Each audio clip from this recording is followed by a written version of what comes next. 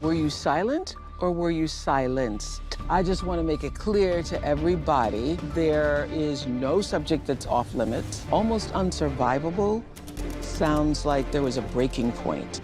You've said some pretty shocking things here. My biggest concern was history repeating itself. I can't begin to imagine what it must have been like for her going through this process by herself all those years ago, because it has been unbelievably tough for the two of us, but at least we had each other.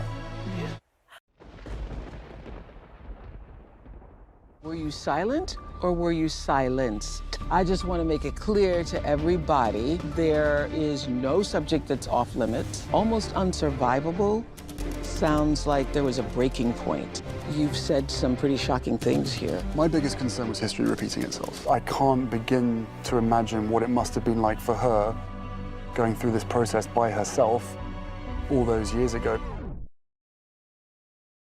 because it has been unbelievably tough for the two of us, but at least we had each other.